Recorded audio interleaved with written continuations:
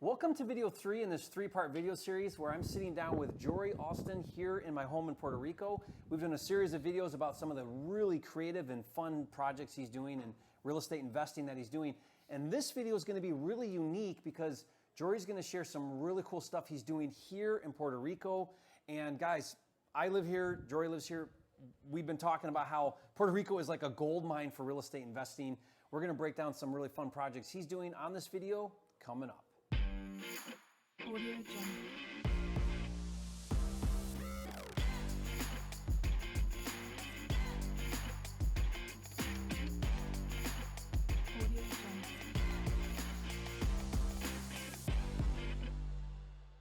If you're new here, I'm Jerry Norton. I make millions of dollars a year flipping houses, and here on my YouTube channel, I show you how to do the same. So if you want to be a flipping genius like me and live your dream life, subscribe to my channel and watch my videos. Jory, awesome to have you for another video. It's been really fun, guys. I'm going to put some links below. If you missed the first video or the second video, be sure to watch those really cool videos. Talked about how you're doing creative financing, flipping notes, how you're doing creative financing, and got into a really cool mobile home project. And on this video, Jory, I want you to share with me some cool things you're doing here in Puerto Rico with container homes. Maybe you guys have seen this on the internet. There's some cool things you can do with containers. There is, man. It's like so Legos. Let's hear it. Like Yeah, Legos. Yeah, so tell us what you're doing. Yeah, I moved to Puerto Rico about a year ago. So we moved last December. Yeah. Okay. I know you came in May, right? Yeah, a little bit after you. Yeah, so I live in Vieques, right? So Vieques, if nobody knows, it's like the small island. There's two islands in Puerto Rico that are not on the main island. It's Culebra and Vieques. We live in Vieques. So we're kind of, like I told you, we have a subway. Besides that, there's no franchise, nothing. It's all mom and pop stuff, like 9,000 people. It's the island where the horses roam free. So there's like more horses than there are people. But you've got some of the best beaches in the world. In the world. Yeah. Yeah. I mean, and people don't know about them, right? Yeah. Because, so just a little history. Vieques was where the Navy occupied the land, right? So they did all their testing. They did all their testing there. This is where they're doing their testing for like Agent Orange and all that stuff during the war. So it was kind of under wraps, right? You come to Puerto Rico, you go to Culebra, but you don't go to Vieques because the Navy was here. Yeah. When the Navy left, these beautiful beaches now we get access to, right? So me and my wife we'll find a new beach like every week, you know. So it's an amazing place, you know. I'm over there with my 3 daughters, and so we got over there and we came over here. We're like, hey, you know, we want to get a couple acres, you know, do some farming, you know, build a container home, just kind of be off the grid, you know, solar, just some stuff like that. So we closed on our property in last June. And we're in the process of right now of our container home being finished, right? Okay. It's supposed to be delivered to Vieques at the first week of March. So you're having it outfitted off island. Exactly. Where's they doing that at? In San Juan, actually. Oh, they're doing it here, and then they're going to San move Juan. it from the main island to your island. Yep. Okay.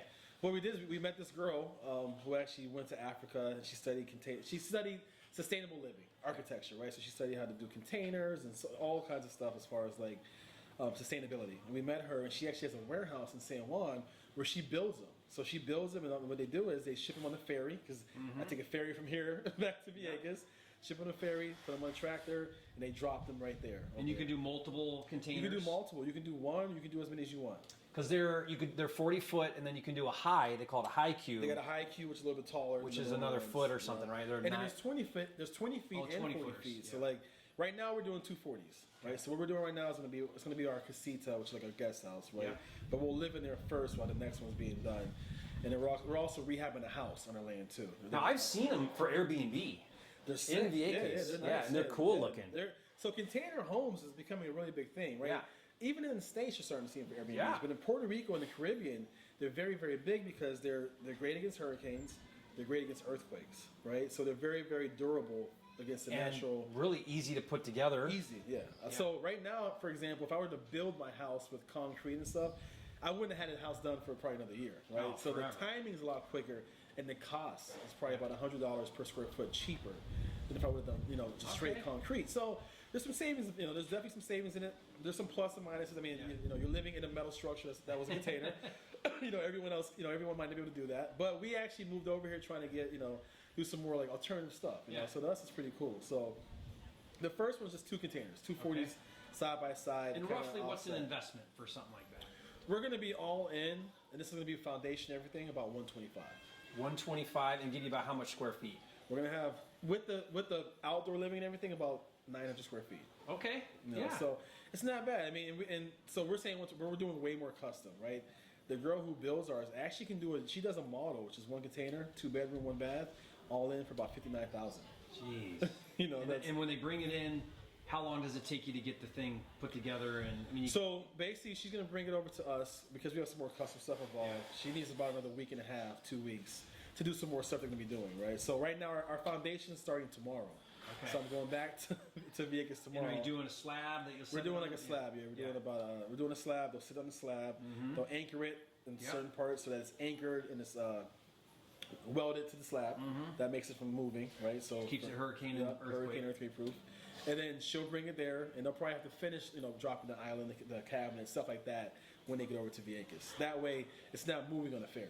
Now, how is this an investment? How can you do this model now as an investor? That's so the fun now part. what we're doing is we're looking for land right now where we can build these models and then sell them for affordable housing, right? So again, I always go back to affordable housing, owner financing. That's basically my formula for everything, right? So we're looking to buy land, buy large acreage plots of land, right? Subdivide it. Yep. We can build them, right? Let's say we can build them for, not what we did custom. We can build them for like $65,000 all in.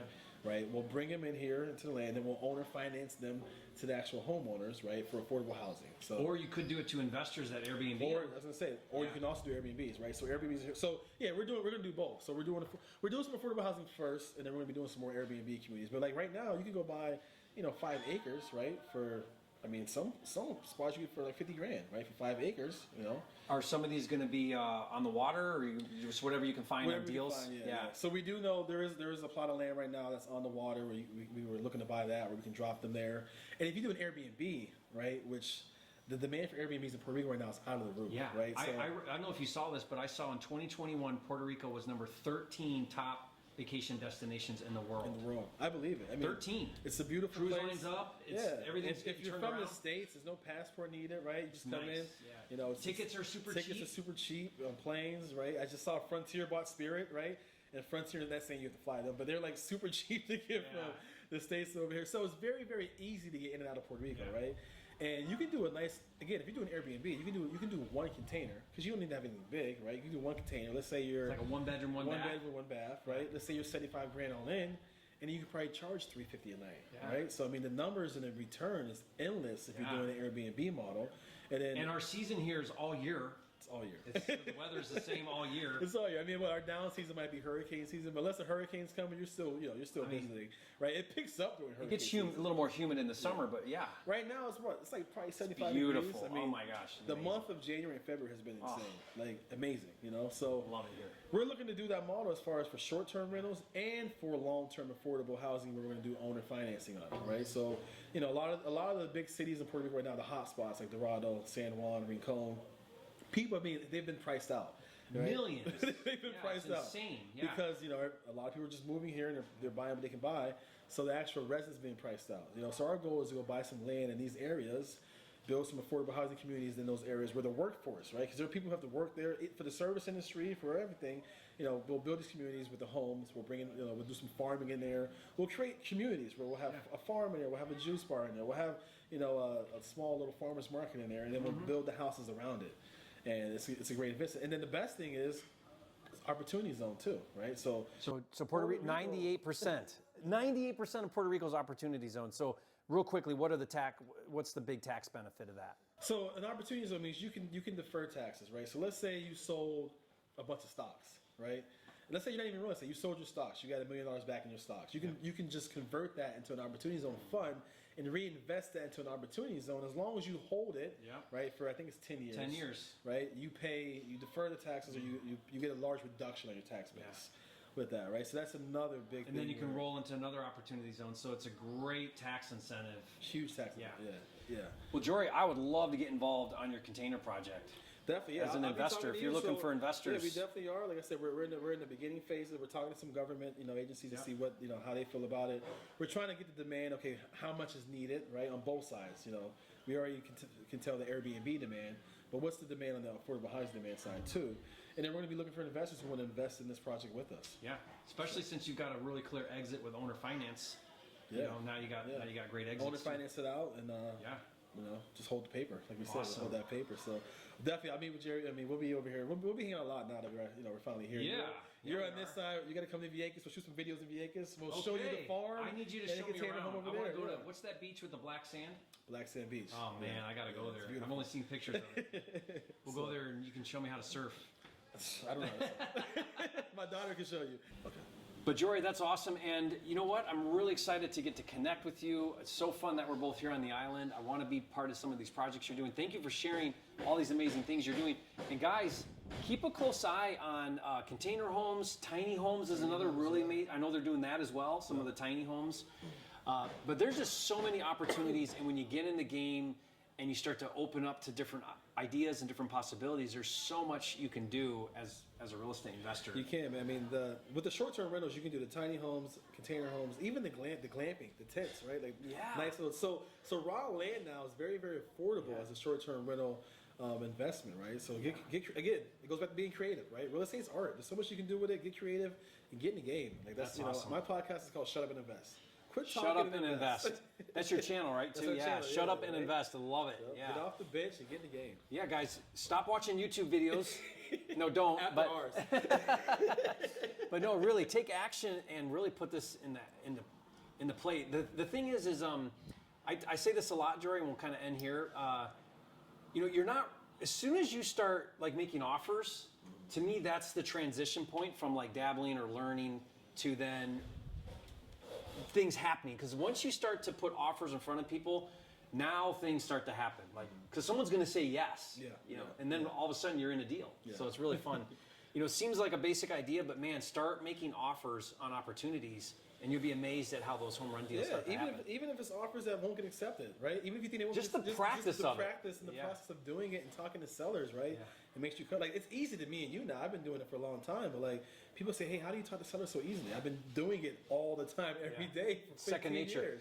Really, I think if you make 100 lowball offers, one person, somebody is going to say yes, and you're going to land this amazing deal. Definitely. Just get through your 100, and there you go. Awesome. Well, thank you, Jory. Appreciate you. We'll put your information below, guys, so you can follow Jory and his YouTube channel and his social media. And we'll see you on the next video. Audio Jungle.